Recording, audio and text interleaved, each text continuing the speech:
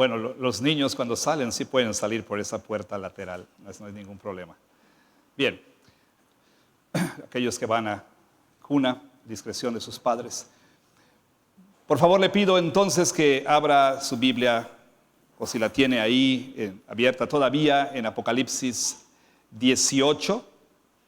Le pido por favor que encuentre las secciones del versículo 9 hasta el 20 y luego 19 del 1 hasta el 5. Vamos a continuar la exposición del libro de Apocalipsis y en particular la exposición de esta sección que va del capítulo 17 hasta el capítulo 19, versículo 5, que tiene que ver con el juicio de Babilonia. Y como siempre hemos dicho, este libro que el Señor dio a la iglesia es un libro que fue dado para nuestro ánimo, para nuestro aliento. Este libro fue dado para animar a la iglesia a perseverar en fe, en lealtad, en fidelidad a Cristo. Y el libro lo hace dándonos seguridad. Seguridad en medio de un mundo de tanta inseguridad. Nos da certidumbre en medio de un mundo de incertidumbre. Este libro nos anima a perseverar en fe, asegurándonos que a pesar de los sufrimientos que como creyentes podamos enfrentar en esta vida, a pesar de las vicisitudes y problemas y dificultades, a pesar de las persecuciones y sufrimientos que la iglesia enfrenta en el mundo, el Señor Jesús es Rey y gobierna soberano sobre el universo entero. Y en las palabras de Martín Lutero, Él ganará la batalla. El mensaje de este libro es complejo y a la vez es simple. Puede resumirse en dos pequeñas palabras. Y estas son: nosotros ganamos. Nosotros ganamos. Como dice Apocalipsis 17, 14, que aquellos que son llamados y escogidos y fieles son más que vencedores en Cristo Jesús. Porque Él es el Rey de Reyes y el Señor de los señores. Pero este libro también fue dado para que nosotros podamos ver la vida a través de la cosmovisión correcta. El libro nos da una perspectiva celestial de lo que ocurre aquí en la tierra y nos ayuda a ver más allá de lo que estos ojos físicos pueden ver. Pues verán ustedes, ciertamente, verdad sea dicha, aún los cristianos hemos sido fuertemente influenciados por la cosmovisión materialista del occidente. Y poco a poco empezamos a tener miopía espiritual, en el sentido de que no podemos ver más allá de esta vida. Y empezamos a pensar que todo lo que hay es lo que vemos. Y empezamos a vivir como si no hubiera nada más allá de este mundo material. Pero el libro de Apocalipsis corrige, entre otras cosas, esa cosmovisión incorrecta y nos da una visión del mundo. Una visión del mundo a través de la cual nosotros debemos mirar y entender e interpretar todo lo que sucede. Apocalipsis nos permite entender cuál es la causa de los problemas que la iglesia enfrenta. Ciertamente nos habla de los conflictos que como cristianos enfrentamos. Nos habla del conflicto que la iglesia enfrenta en todo el mundo, pero a partir del capítulo 12, Apocalipsis nos explica, o mejor dicho, nos revela cuál es la causa, cuál es el origen de esos conflictos. Y entonces nos introduce a los enemigos de Cristo y de la iglesia, el gran dragón y las dos bestias, la bestia que sale del mar, la bestia que viene de la tierra, el falso profeta, y por supuesto Babilonia, la prostituta. Y hemos dicho hasta ahora que Satanás usa dos armas muy poderosas en su guerra en contra de la iglesia. Por un lado, Satanás busca intimidar a los cristianos y lo hace mediante la amenaza de sufrimiento. Y para ello, él desata a estas dos bestias, libera a estas dos bestias, el poder político, terrenal que se opone a Cristo y que persigue al pueblo de Dios. Trata entonces de silenciar a la iglesia, amenazando con sufrimiento y con cárcel y muerte a aquellos que sean leales a Cristo. Pero por otro lado, Satanás busca nulificar el testimonio de la iglesia, seduciéndonos a través de Babilonia, que ofrece placeres, que ofrece deleites, y busca que los cristianos entonces comprometan su fe. Es decir, que hagan a un lado sus convicciones, terminando entonces terminando inútiles en cuanto a su testimonio en el mundo. Hemos estado viendo a Babilonia durante los últimos sermones. Hemos visto una descripción de Babilonia. Hemos visto también esta alianza que tiene con la bestia, la cual por supuesto al final la bestia ha de romper. Hemos visto también el juicio de Babilonia. Y la semana pasada hablamos acerca del llamado que Dios hace a su pueblo: salir de Babilonia, salgan de ella, dice el Señor, dejen Babilonia, abandonen Babilonia. Y nos da dos razones. La primera razón es para que no participen en sus pecados, y número 2, para que no reciban las plagas que ella va a recibir, es decir, el juicio que ella va a recibir. Salgan de ella, pueblo mío, dice el Señor. La semana pasada entonces vimos cuáles son esos pecados en los cuales podemos participar, y dijimos básicamente dos.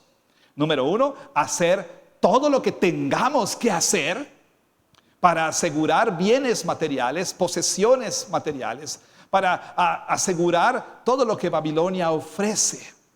Y entonces, los habitantes de la tierra, nos dice el apóstol Juan, hacen todo lo que tengan que hacer con tal de asegurarse una buena vida, con tal de asegurar placeres, con tal de asegurar dinero, con tal de asegurar una buena salud, con tal de asegurar unas buenas posesiones, una buena casa, un buen auto, un buen cuerpo, lo que ustedes quieran, hacer lo que tengamos que hacer.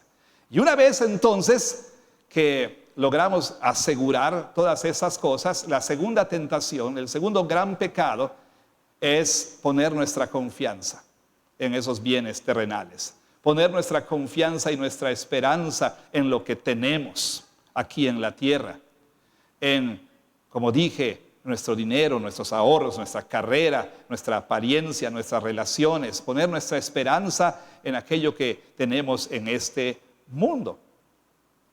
¿Y cómo logra Babilonia que nosotros entonces podamos cometer esos pecados? Bueno, nos dice claramente Juan al final del capítulo 18, nos dice que ella engaña a los moradores de la tierra, a las naciones. Dice el versículo 23, pues por tus hechicerías fueron engañadas todas las naciones, es decir, por medio de tu farmaquía, de tus fármacos. Verá usted, Babilonia es representada simbólicamente como esta prostituta atractiva, deseable.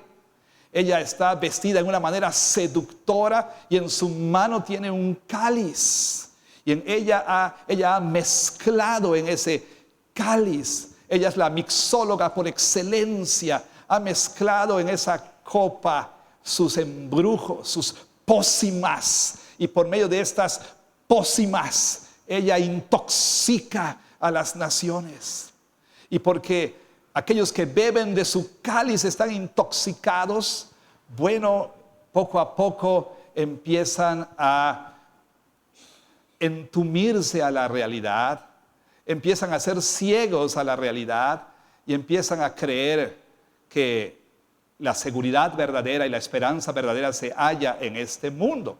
Y poco a poco empiezan a cantar la misma canción que Babilonia canta en el versículo 7 del capítulo 8. Dice, yo estoy sentada como reina. Por cierto, es una canción de Taylor Swift, no. Es una canción que canta Babilonia, ¿verdad?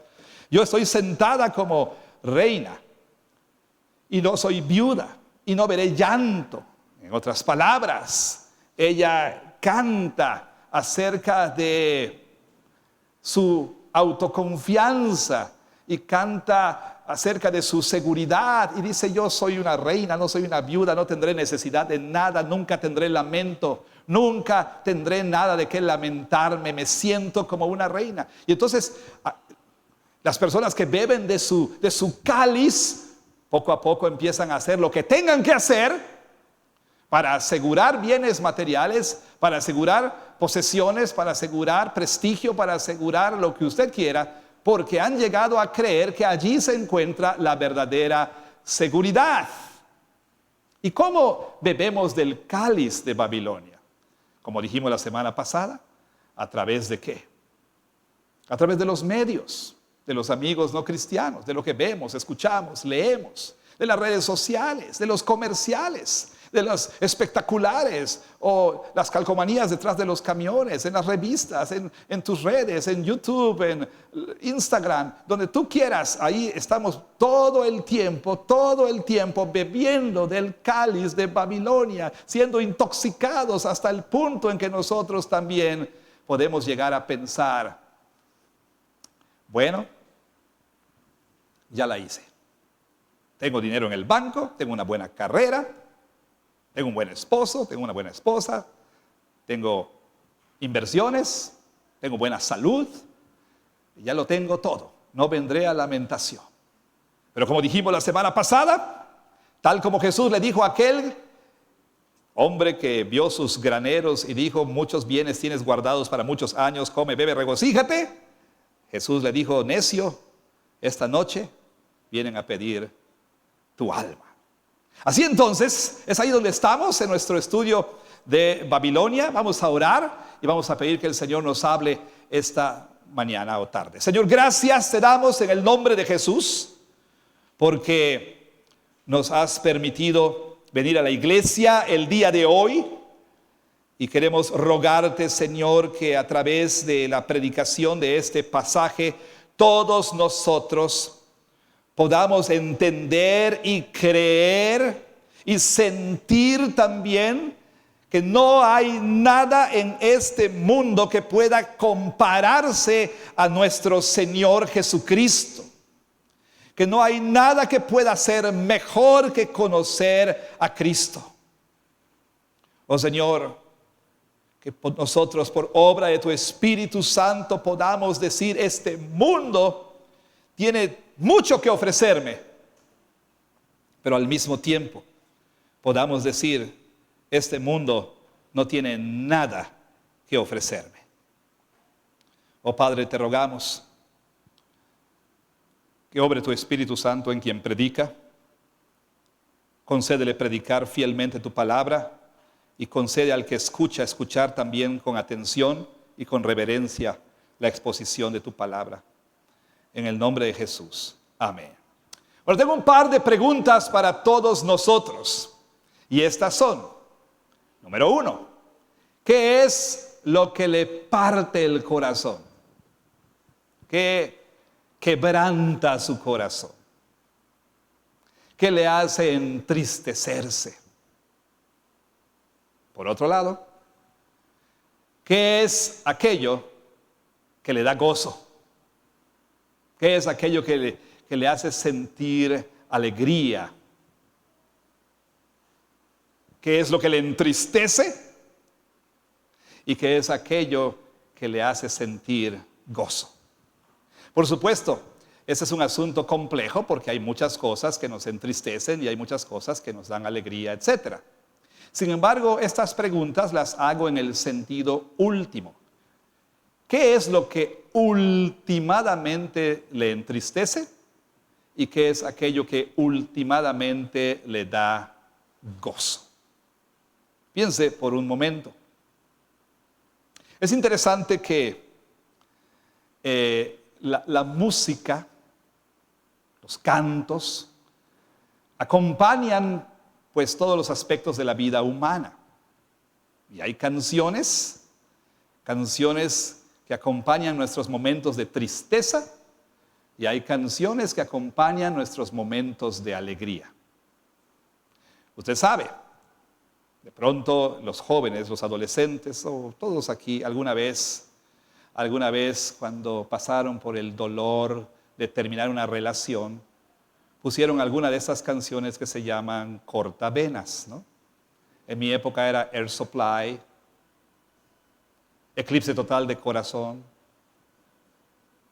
y ese tipo de canciones.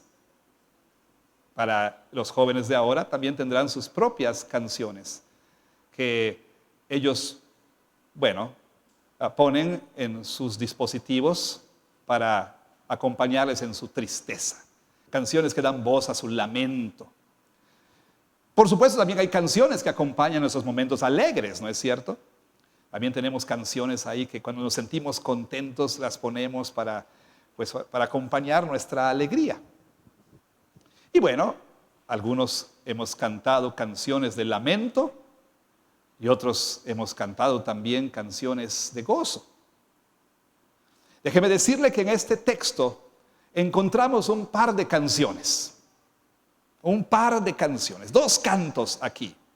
Y precisamente encontramos un canto de lamento y también encontramos un canto de gozo. Tenga su Biblia en este pasaje, una vez más. Apocalipsis 18, del 9 hasta el 20 y del 19 del 1 al 5. Tenga ahí su Biblia, por favor. 18, 9 al 19, 19, 1 al 5. Y vamos entonces a ver en este pasaje estas dos canciones, estos dos cantos, uno de lamento y uno de gozo. Ahora bien, permítame hacer un comentario aquí. Escuchaba a un pastor predicar sobre Apocalipsis y me llamó mucho la atención que en su serie de predicaciones él omitió el capítulo 18. Yo pensé que el motivo era que pues tal vez ese domingo no predicó en la iglesia, tal vez otra persona predicó. Sin embargo, este pastor dijo a su congregación, él de hecho lo dice, él dice, no es que el capítulo 18 no me interese o que no crea que es importante, pero dice, es quizá uno de los pasajes menos predicables de la Biblia. Uno de los textos menos predicables. Y dice, aquí hay pues toda una serie de referencias que tienen que ver con cuestiones económicas y demás. Y es muy compleja la predicación del capítulo 18. Y dice, he dejado unas notas ahí para ustedes. Si están interesados en el capítulo 18 pueden leerlas después. Pero vamos al capítulo 19. Y yo pensaba entre mí, quisiera hacer tal cosa, pero no puedo. Mi conciencia está atada por la palabra de Dios. Y no me deja en paz el apóstol Pablo cuando dice, toda escritura es inspirada por Dios. Sí, hasta el capítulo 18 de Apocalipsis, por más complejo que este sea. Y entonces es mi convicción que aún pasajes no tan fáciles y digeribles deben ser predicados fielmente. Y aunque como notará usted, pues esto no será una exposición verso a verso, palabra por palabra, pues es mi intención exponer la idea principal, la enseñanza de este pasaje. Verá usted, encontraremos, como dije, dos canciones. Y el punto es que al final, todos nosotros, sin excepción alguna, nos hallaremos cantando una de estas dos canciones. Todos nosotros los que estamos aquí, todos aquellos que están afuera y en otro lugar, al final vamos a estar cantando una de estas dos canciones. La pregunta real es, ¿cuál de estas dos canciones al final de la historia usted estará cantando? ¿Será acaso un canto de lamento o será acaso un canto de gozo? Veamos entonces estos dos cantos aquí en nuestro texto. Primero que nada, veamos el canto de lamento, capítulo 18, versículos desde el 9 hasta el 19.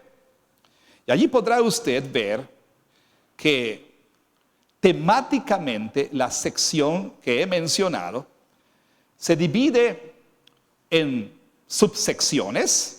De hecho, este es un triple lamento, o pudiéramos decir que es un lamento que tiene 3 estrofas. Y este triple lamento, usted puede verlo allí en su Biblia, es el lamento en primer lugar de los reyes de la tierra, versículos 9 al 10. En segundo lugar, el lamento de los mercaderes de la tierra, versículo 11 hasta el 17a. Y por último, el lamento de los marineros, 17b al versículo 19. Y usted quizá dirá, bueno, ni soy rey, ni soy mercader, ni soy marinero. Pero por ti seré, no. No, por supuesto no. Entonces no tiene nada que ver. No tiene nada que ver conmigo este sermón. Quizá lo mejor que puedo hacer en este momento es apretar el switch y desconectarme, porque pues ni soy rey, ni soy marinero, ni soy mercadero. No tiene nada que ver conmigo. Bueno, por supuesto que Juan no nos está dando una lista exhaustiva aquí de todas las personas a las que se dirige, pero está ejemplificando un principio, el cual vamos a ver en un momento más. Entonces, aunque no sea ni rey, ni marinero, ni mercader, usted tiene por qué escuchar esto. Ahora bien, quiero que note algo más aquí, por favor.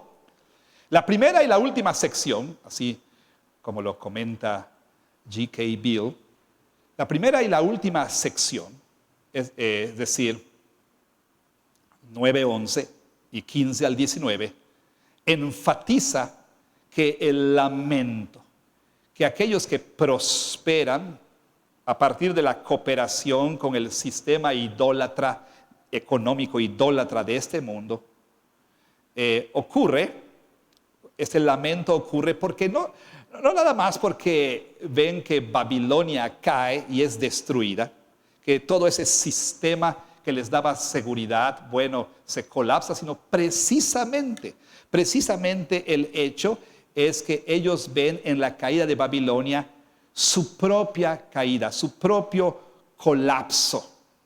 La sección de en medio, versículos 12 al 14, amplifica la causa del lamento al enlistar y resaltar ejemplos representativos de la prosperidad económica que ellos pierden. Usted puede ver la lista que Juan incluye aquí. De nueva cuenta, no es una lista exhaustiva, pero son ejemplos de todo aquello que Babilonia les ofrecía, ejemplos de todo ello que ellos obtenían de Babilonia. Y de nueva cuenta, el punto aquí no es que usted diga, bueno, ni me gusta la canela, ni tampoco consumo vino, entonces no tiene nada que ver conmigo. No. Por supuesto que el punto aquí es resaltar todo aquello que estas personas pierden, por lo cual se lamentan, por lo cual pues empiezan a cantar este cántico de lamento. Ahora, algo que también es muy importante de señalar aquí es el punto principal de este segmento, es precisamente que estas personas representativas de los moradores de la tierra, en desesperación, responden con lamento ante la pérdida de aquello en lo que encontraban su propia seguridad. Ahora, fíjese, en estas canciones del lamento podrá usted encontrar que hay algunos temas comunes, o mejor dicho, en este triple lamento hay un tema recurrente. Y podrá usted ver, ciertamente los reyes dicen, ay, ¿no? Expresan su lamento ante la pérdida, ante la caída y pérdida. Pero quiero que usted note, por favor, aquí un par de aspectos muy importantes. En primer lugar, quiero que usted vea el versículo 9, donde dice Juan, y los reyes de la tierra que han fornicado con ella y con ella han vivido en deleites llorarán y harán lamentación sobre ella cuando vean el humo de su incendio. Aquí hay un concepto muy importante que explica qué es lo que sucede aquí. Juan habla de que estos reyes de la tierra han fornicado con Babilonia. Y esa es una figura bíblica para la idolatría. Ciertamente es una figura bastante gráfica, bastante vívida, bastante cruda, pero tanto el Antiguo como el Nuevo Testamento ilustran el adulterio espiritual, la fornicación espiritual de esta manera, es decir, la idolatría, que en esencia simplemente es dejar a Dios, hacer a un lado a Dios, abandonar a Dios para tratar de encontrar en algo o en alguien más nuestro deleite, nuestro gozo y también nuestra seguridad. Una vez más es dejar a Dios, abandonar a Dios, hacer a un lado a Dios con tal de tratar de encontrar en alguien más nuestro deleite, nuestro placer y nuestro sentido de seguridad. Y fíjese usted que el pueblo de Dios siempre, tanto en el Antiguo como en el Nuevo Testamento, como el día de hoy, el pueblo de Dios enfrenta todo el tiempo esta tentación. Israel, nos dice el Antiguo Testamento, constantemente se prostituyó en pos de los ídolos de las otras naciones. Fíjese usted que una tentación frecuente para Israel al entrar a la tierra de Canaán era el abrazar los ritos de los cananeos, ritos que básicamente tenían el propósito de asegurar la fertilidad de la tierra. Es decir, asegurar, obviamente, pues su supervivencia y no solo supervivencia, sino que pudieran tener alimento y todo lo necesario. Pero estos ritos de fertilidad, el rito de Baal, el famoso ciclo de Baal, algún día podemos hablar sobre esto, incluían fornicación literal. Fornicación literal. Mediante esos ritos, si hay niños aquí, bueno, seré cuidadoso. Esos ritos consistían en que mediante el realizar actos sexuales, entonces los dioses que se habían vuelto flojos con respecto a copular y así bendecir a la tierra con lluvia, pues se animarían viendo los actos sexuales y entonces ellos tendrían sus propios actos ahí y la lluvia sería derramada sobre la tierra.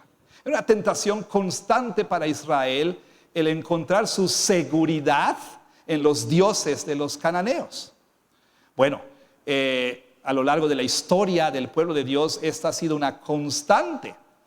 Y por supuesto, nosotros también el día de hoy somos tentados a abandonar a Dios y a tratar de encontrar nuestra seguridad en alguien más. O quizá no hemos llegado al punto de dejar a Dios, pero ¿dónde encontramos nuestro gozo? ¿Dónde encontramos nuestro deleite? ¿Dónde encontramos nuestra esperanza? ¿Dónde encontramos nuestra seguridad? Imagínese usted que hay una mujer, y no quiero que lo tomen como un comentario misógino porque también puede ser un hombre. Bueno, debido a estos tiempos y para no correr el riesgo de ser funado por la CONAPRED, entonces diré un hombre, ¿ok?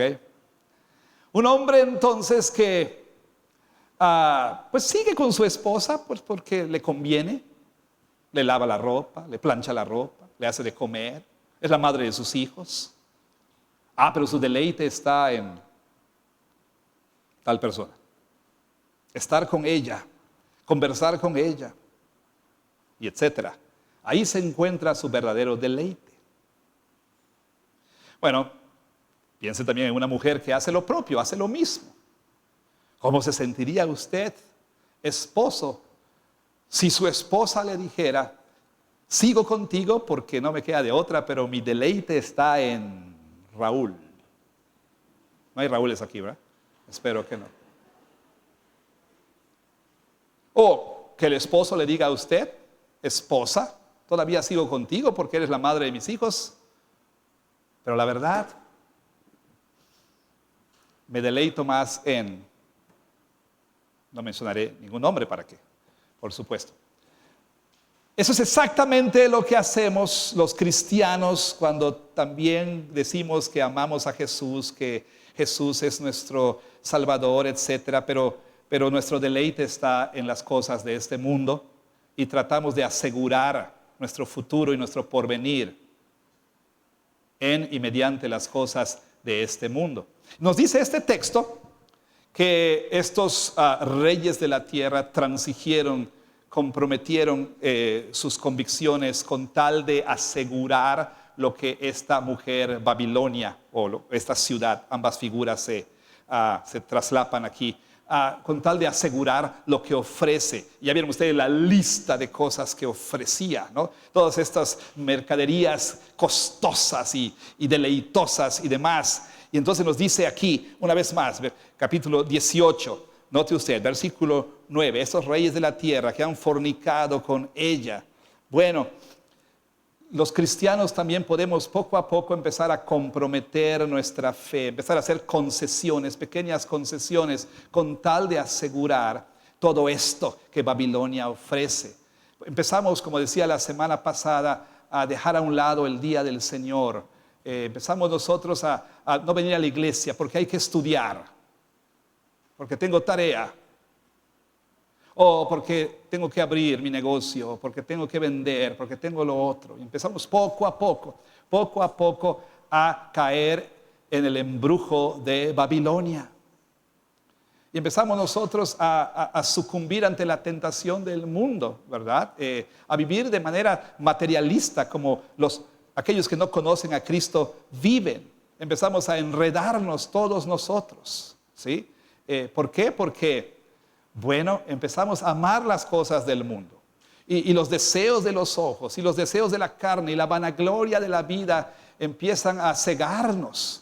Y empezamos nosotros a comprometer nuestro diezmo o lo que pudiéramos dar para ayudar, por ejemplo, a un misionero, o lo que pudiéramos dar para ayudar a tales personas, pues ya no podemos. ¿Por qué? Porque todo se va en asegurar tener lo que Babilonia ofrece y lo que nosotros asumimos tenemos que tener.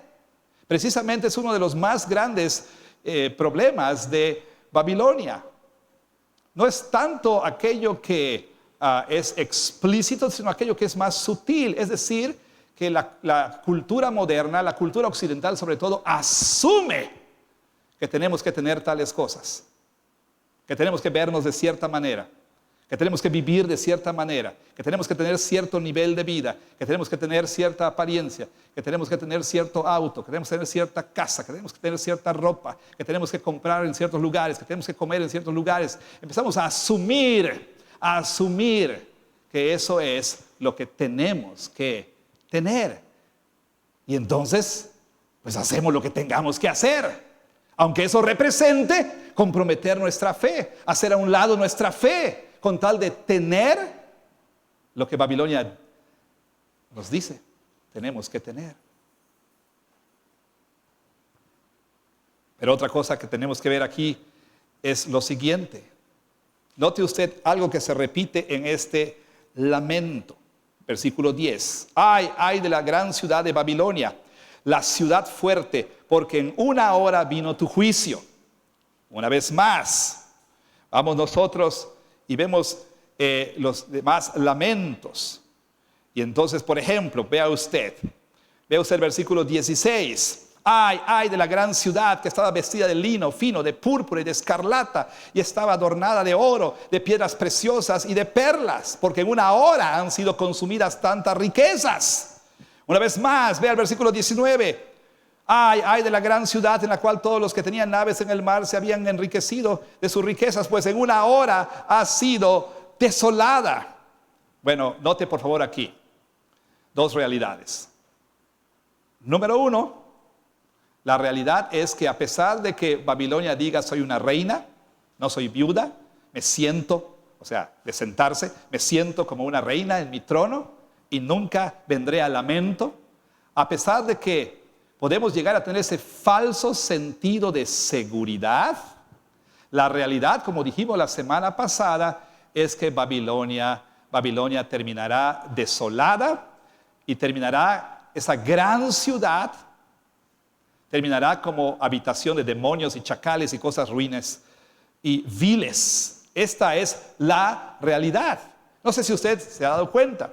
De pronto aquí manejando por Progreso, caminando por Progreso, por Mérida, paseando por Mérida, usted podrá ver algunas construcciones, ¿sí? Algunas casas o algunos negocios que en otra época fueron negocios pujantes y bollantes y prósperos. Y ahora el negocio totalmente abandonado, cerrado, o aquella persona, no sé si usted alguna vez ha visto negocios así, que tenía un gran almacén y terminó como en su casa con un mostradorcito vendiendo ahí dulcecitos y cosas así.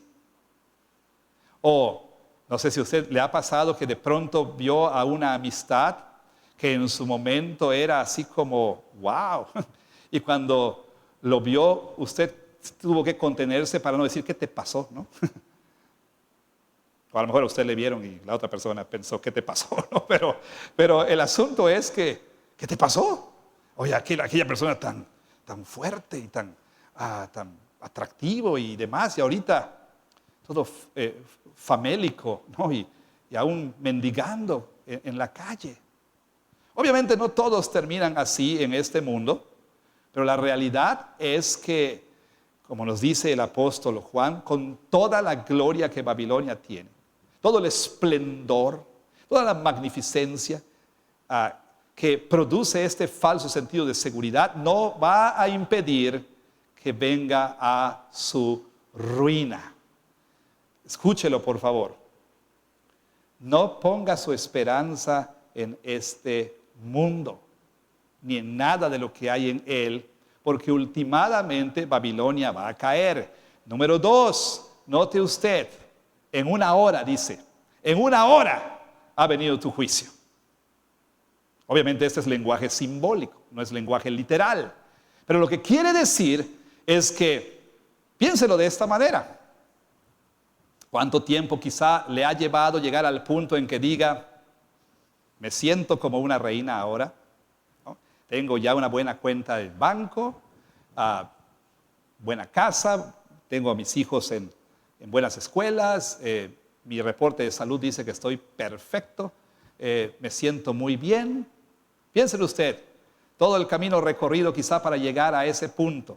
Y todo lo que usted ha ganado, todo lo que ha obtenido con tanto esfuerzo, ¡pum!, se le puede ir así, así.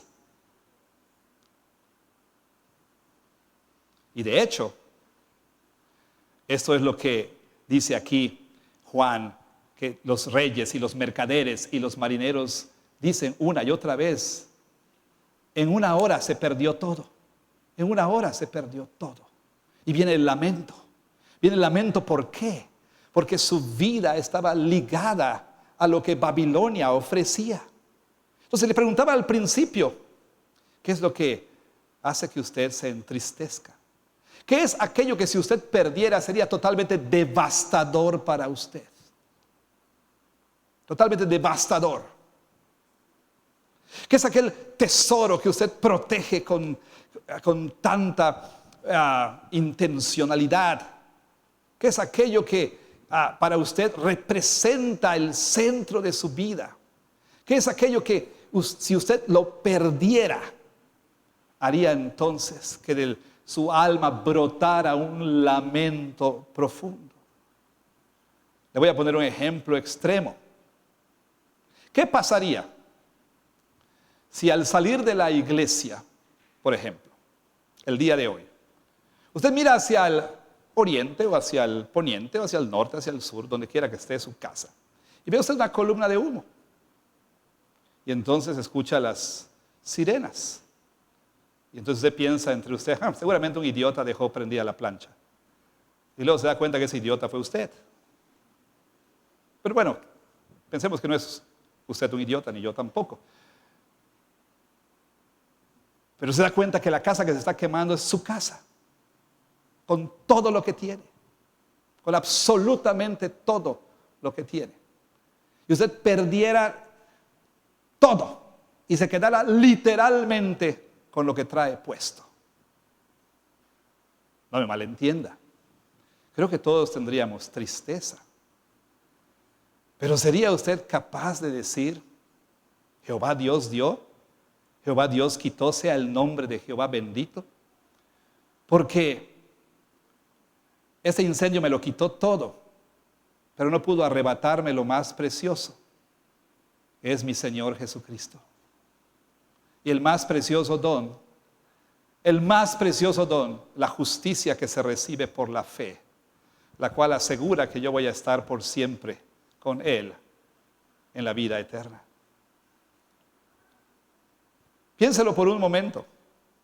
¿Qué es lo más valioso para usted? ¿Qué es aquello que si usted perdiera, haría que su vida no tendría sentido? Últimamente, ¿qué es lo que produciría este lamento? ¿En qué está basando su sentido de dignidad, de valor, de confianza? ¿En qué está poniendo su esperanza? Todo aquello que tenemos puede irse, entre comillas, en el lenguaje de Apocalipsis 18, en una hora. Te afanas por tu cuerpo. Basta una consulta médica para decir tienes cáncer terminal. Hacías tanta dieta para estar delgadita. Leucemia. Te afanaste tanto, ¿sí? Por trabajar y tener y asegurar un buen retiro. Nada de eso es malo, por cierto. Pero no debemos poner nuestra esperanza en estas cosas. Te afanaste. Y entonces la economía da un giro inesperado. ¿Se acuerda usted del 94? Del error de diciembre? En una hora, empresarios perdieron todo. Nunca hubo en ellos cabida para Dios. Su vida se consumía en hacer dinero, en hacer dinero, en hacer dinero.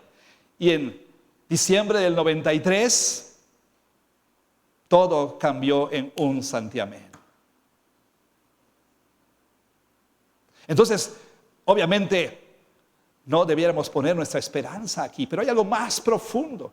El asunto es, ¿dónde está nuestro verdadero deleite, nuestro verdadero gozo? Creemos que Cristo Jesús es más precioso que todo lo que ofrece Babilonia.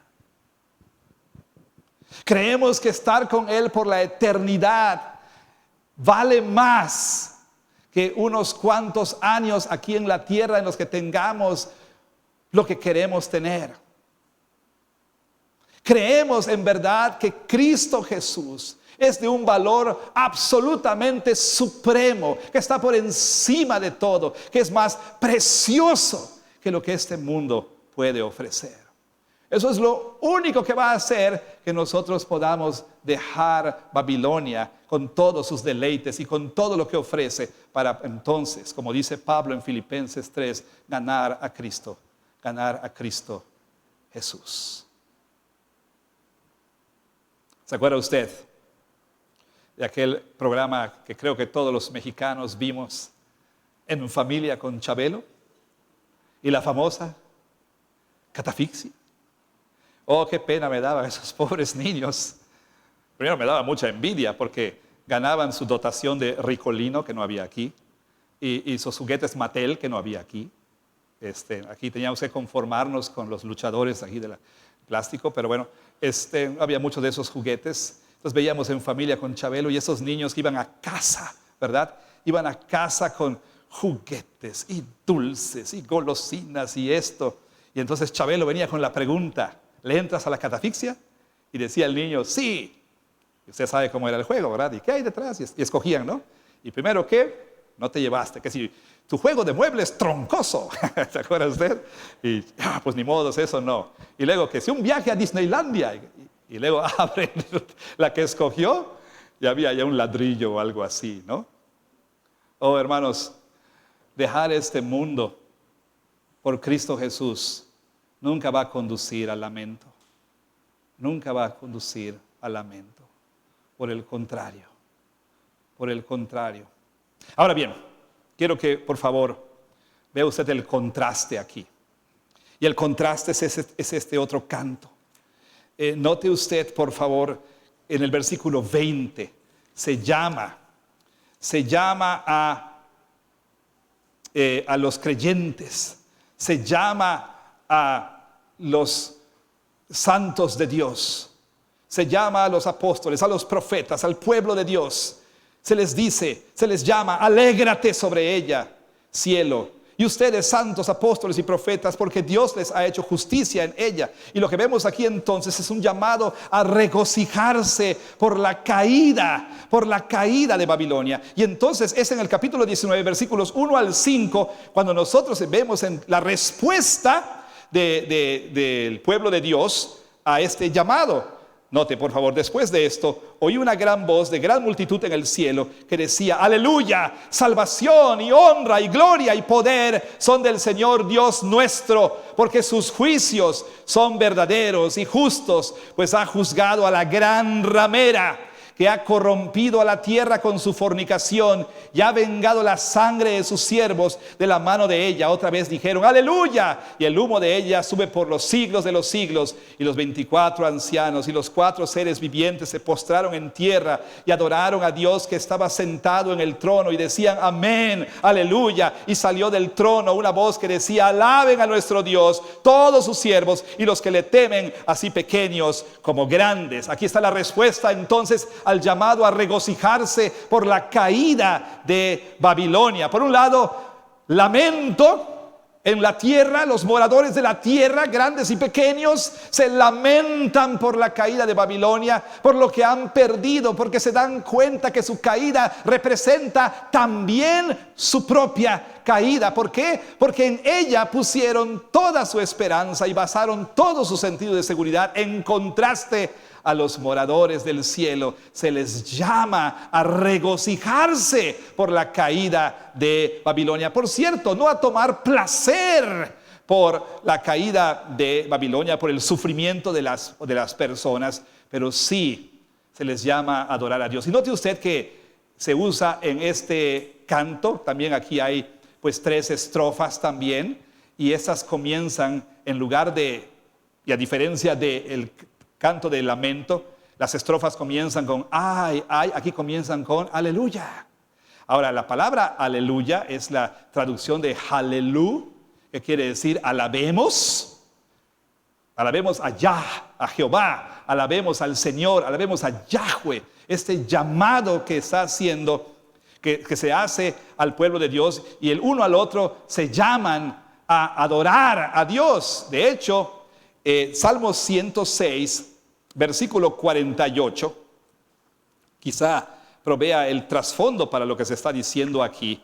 ¿Por qué? Porque en el Salmo 106 lo que usted encuentra es que el salmista hace un recuento de la historia de la redención y celebra cómo Dios, después de haber destruido a los enemigos de su pueblo, finalmente los reúne en su presencia. Y el versículo 48 dice, bendito Jehová Dios de Israel, desde la eternidad y hasta la eternidad. Y diga todo el pueblo, amén, aleluya. Esto que tenemos aquí es el aleluya último, ¿sí? Supremo, que todo el pueblo de Dios cantará. No nada más Israel, sino todo el pueblo de Dios algún día estará cantando. ¿Y por qué? ¿Por quién es Dios? Por supuesto.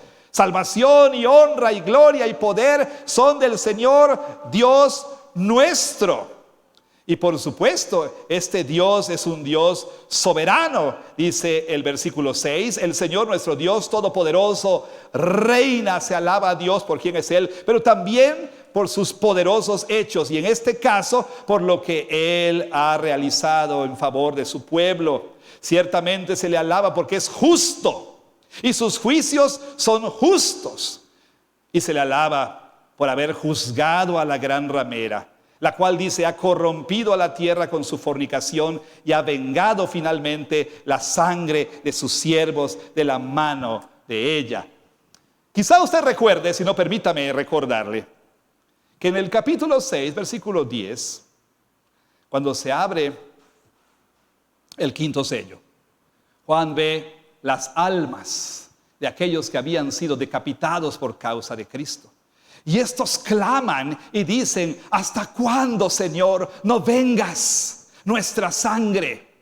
Y se les dijo que, bueno, al darles ropas blancas les dijeron, descansen todavía un poco de tiempo, porque no se ha completado el número de sus hermanos. Y dijimos en esa ocasión que ese número no se refiere al número de los elegidos, sino al número de aquellos que como ellos también habrían de ser muertos por causa de su testimonio.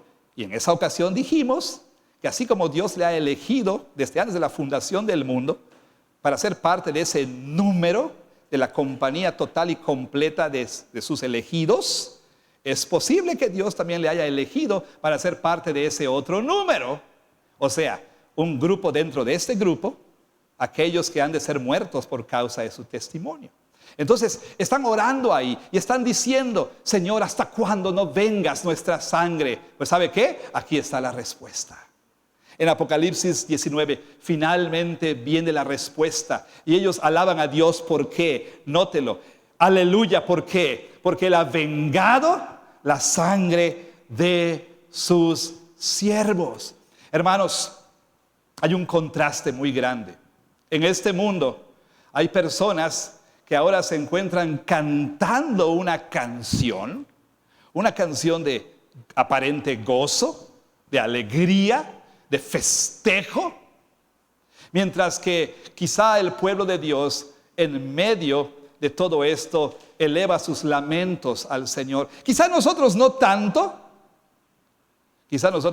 porque en la gracia y misericordia de Dios, Dios nos ha concedido una vida bastante cómoda, fácil y sencilla, al menos desde la perspectiva de ser cristiano. Ciertamente quizá por ahí habrá alguna cuestión mínima con respecto a nuestra fe, pero ninguno de nosotros sabe lo que es vivir en una sociedad completamente hostil al cristianismo.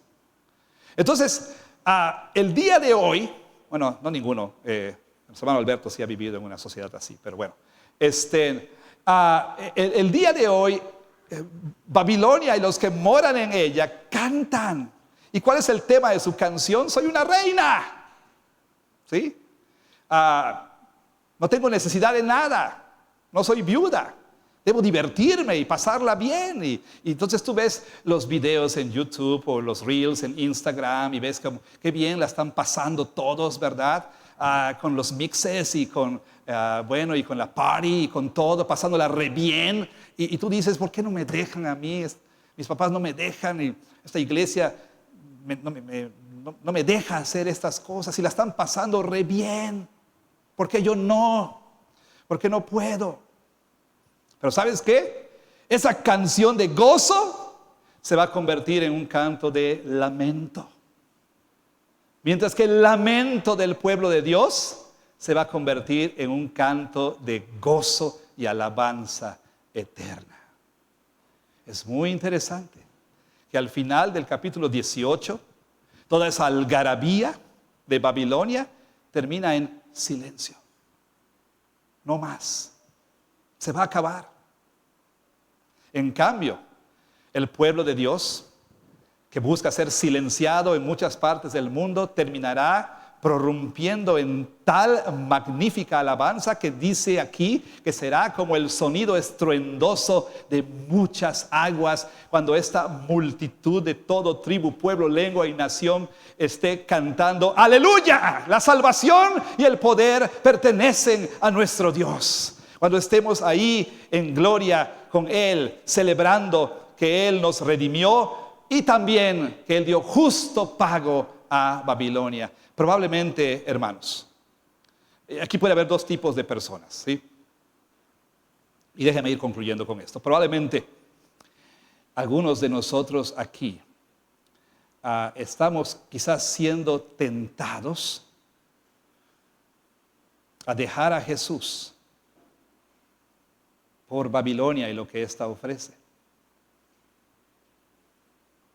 Ves tus amigos y tus amigas, o ve usted ese estilo de vida ahí en la tele o en donde usted lo vea, y empieza a sucumbir a la tentación. Pequeños compromisos, pequeñas transigencias, quiero decir.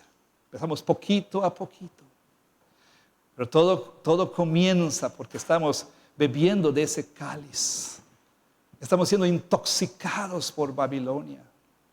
Y entonces Babilonia empieza a ser más atractiva para ti. Y en parte porque no ves que Cristo es mucho más hermoso y más precioso y más atractivo que Babilonia. Y digo, en un sentido, no debiera extrañarte que encuentres a Babilonia más atractiva si tu vida se consume en las redes sociales y nunca ves en este espejo o como por espejo la gloria de Cristo, la belleza de Cristo Jesús. Sí, por estar bebiendo de Babilonia, tu cosmovisión se empieza a volver cada vez más materialista, empiezas a tener miopía, como dije al principio. No puedes ver más allá de las apariencias. Se ve hermosa y seductora y atractiva y sensual y placentera, pero no puedes ver más allá. Entonces no debiera extrañarnos en un sentido que empezamos a sucumbir, porque Cristo ya no parece tan hermoso para nosotros, no parece tan precioso para nosotros. Por otro lado, quizá hay algunos aquí que han dejado ir buenas oportunidades, que le han dicho no a ese trabajo, no a este negocio, no a esta relación, no a este novio, no a esta novia, no a... Y parece tonto y absurdo.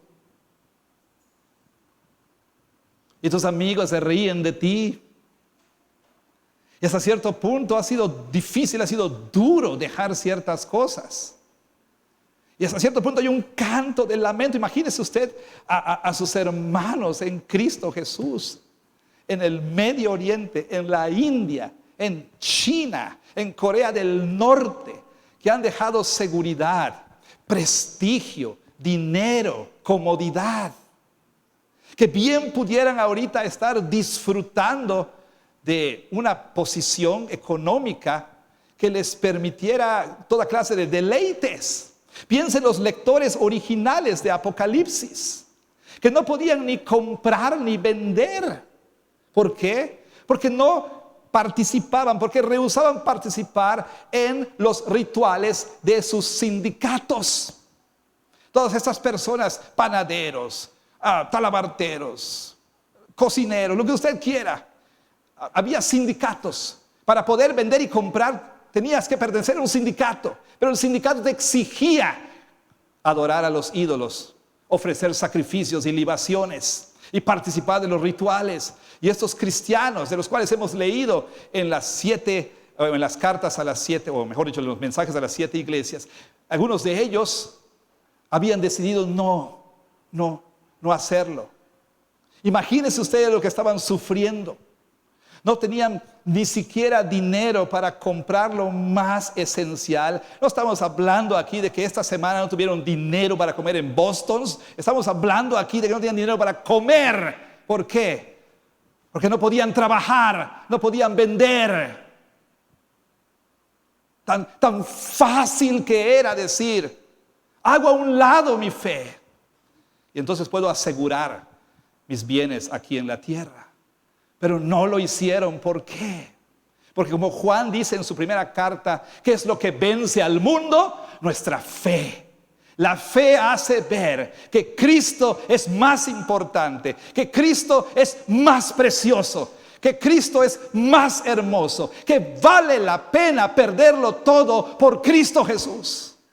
Pero si no tienes verdadera fe y todo lo que haces es intoxicarte con Babilonia todos los días, pues obviamente este mundo va a ser más precioso para ti que Jesucristo. Dios quiera que podamos llegar al punto de decir, este mundo tiene todo que ofrecerme, pero al mismo tiempo este mundo no tiene nada que ofrecerme. Este mundo tiene muchas cosas que ofrecerme, pero al mismo tiempo no tiene nada que ofrecerme. Y sí, habrá lamento tal vez. Dolió dejar a esa muchacha, a ese muchacho. Sí, duele, lo sé, duele. Pero ese lamento se volverá gozo. Sí, dolió perder el trabajo. Ahora podías tener 3 carros y 2 casas. Pero decir quiero ese trabajo significaba dejar la iglesia, dejar tu familia, etc. Y sí, duele. Pero ese lamento se volverá gozo. Sí, tal vez quieres asegurar tu salud. Y entonces por ahí te dicen de un método que no es tal vez muy bíblico, pero ¿qué importa, verdad? Porque quiero ser saludable. Y dices, no, Jesús es más importante que mi salud. No voy a hacer a un lado mi fe por tener 30 años de salud aquí en la tierra. Y así por el estilo. Últimamente, como dije, todos nosotros estaremos cantando una canción al final de la historia. La pregunta es, ¿qué canción vas a cantar?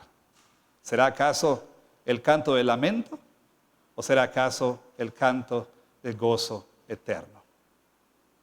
Dios bendiga su palabra.